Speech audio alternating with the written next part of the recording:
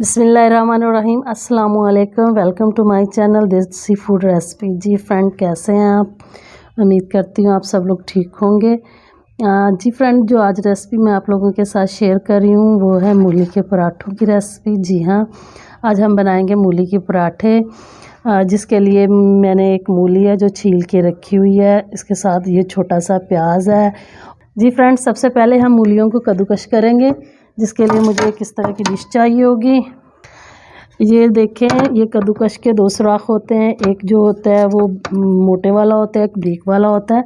आपने जो है ना वो ब्रीक वाली साइड से इसको कश करना है, और ब्रीक वाली साइड से कश करके जो है वो पराठे जो है वो मज़े के बनते हैं।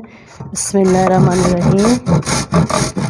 इस तरह बिल्कुल आपने मूलियाँ ना अच्छे से कश कर लेनी है,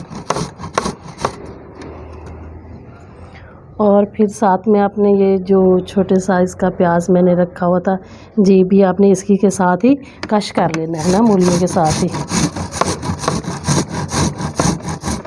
जी फ्रेंड्स, हमारी मूलियाँ कश हो गई हैं। अब इस पे ना आपने ऐसे तो हल्का सा जो नमक इसके अंदर शामिल कर देना है।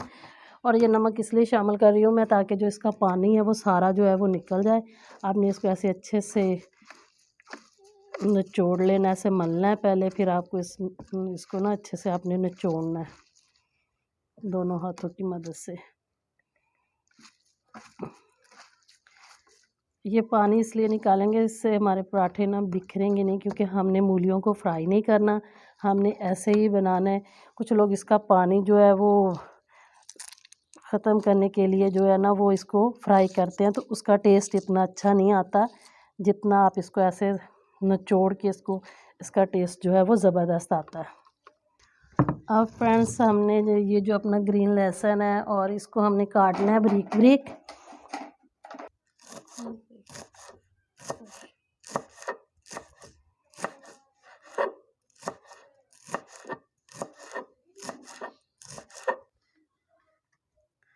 ये मैंने लहसुन बारीक बारीक चॉप कर लिया। इसके साथ आपने चॉप करने के बाद इसको ऐसे ऐसे बिल्कुल क्रश कर लेना, ताकि ये बिल्कुल जो है ना वो बारीक हो जाए। इसके जो ये साइज़ है और बारीक चाहिए, क्योंकि हमें और बारीक चाहिए, तो आप इसको ऐसे ऐसे करके बारीक कर लें।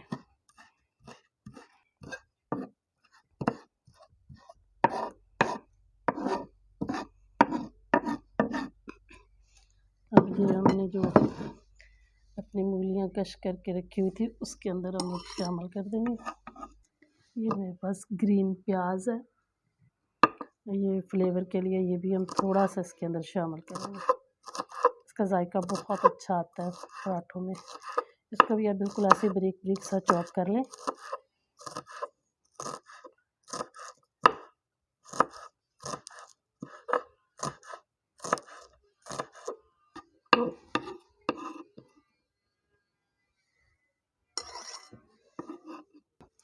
ये फ्रेंड्स, मेरे पास धनिया है। ये धनिया देखिए, मैंने बिल्कुल ऐसे इतनी इतनी सी डंडियाँ, इसके इतने से पत्ते पत्ते पत्ते लिए हैं। जो बहुत सॉफ्ट इसकी जो डंडियाँ हैं वो इसके साथ रखी हैं, बाकी जो हार्ड वाली हैं वो मैंने निकाल दी है। इतना सा धनिया मेरे पास, इसको हम लोग बारीक चॉप करेंगे।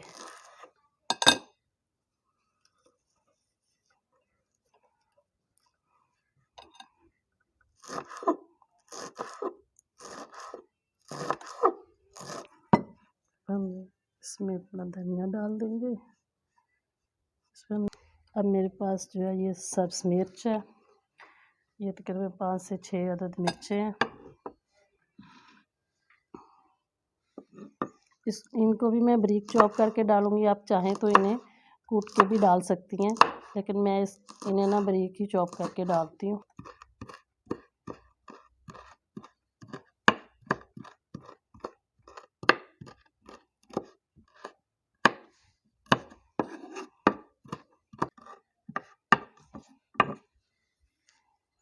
ये देखें, बिल्कुल हमने ऐसे बारीक चॉप कर लेनी है अपनी सब्ज़ मिर्च। अब हम सब्ज़ मिर्च भी इसके अंदर डाल देंगे। जी फ्रेंड्स, अब मैं इसके अंदर जो शामिल करूँगी वो ज़ीरा है। 1 चम्मच ज़ीरा मैं इसके अंदर शामिल कर दूँगी। ये तकरीबन 1 ही चम्मच काली मिर्च है जो इसके अंदर मैं शामिल करूँगी। सूखा धनिया पाउडर बना हुआ इसका कुटा हुआ है वो इसके अंदर शामिल कर दूँगी। इतना सा चम्मच है, फुल भरा हुआ तो नहीं है लेकिन इतना सा है सुर्ख मिर्च, वो इसके अंदर शामिल करूँगी। नमक जो है तकरीबन हमने आधा चम्मच लेना है, क्योंकि हमने पहले मूलियों में भी शामिल किया था, इसलिए इसमें आधा चम्मच में नमक डाल दूँगी। जी फ्रेंड्स, अब इसके अंदर मैं शामिल करूँगी 5 से 6 चम्मच खाने वाले ऑयल के।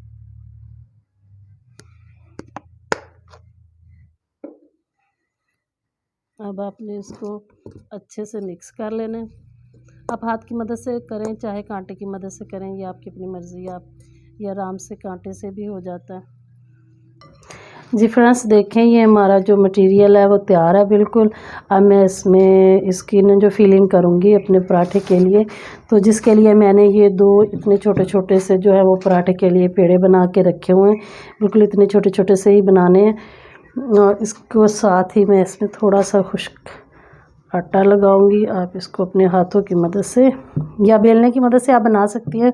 मैं तो फ़िलहाल हाथ की मदद से ही इसको बनाऊंगी ना।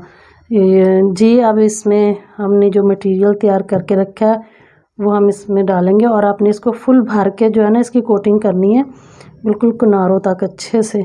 थोड़ी थोड़ी सी बस इसकी जगह जो आपने बचानी है साइडों से, किनारों से, बाकी आपने इसको अच्छे से फिलिंग करनी है भर के, ऐसे। अब हम दूसरी जो हमारा पेड़ा था, हम इसकी इतनी सी ही रोटी तैयार करेंगे जितनी सी ये हमने तैयार की है। जी फ्रेंड्स, ये हमने जितनी सी वो हमारी नीचे वाली रोटी है उतनी सी हमने तैयार करके, ये देखें हमने ना किनारों से इसको अच्छे से जो है ना वो प्रेस कर देना है ऐसे।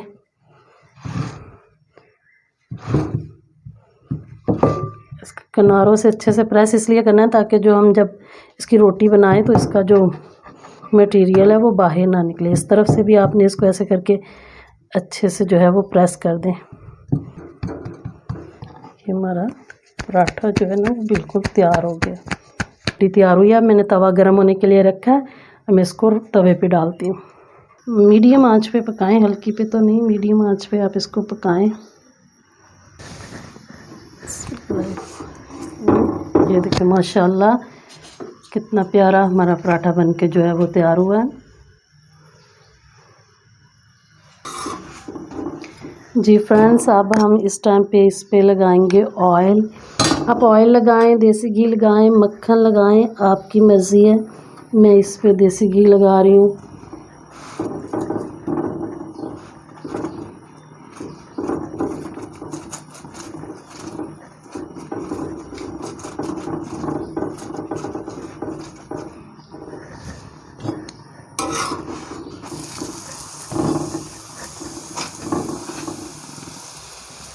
माशाल्लाह देखें हमारा पराठा कितना अच्छा और माशाल्लाह से क्रिस्पी बन गया, ऐसे माशाल्लाह फूल रहा है।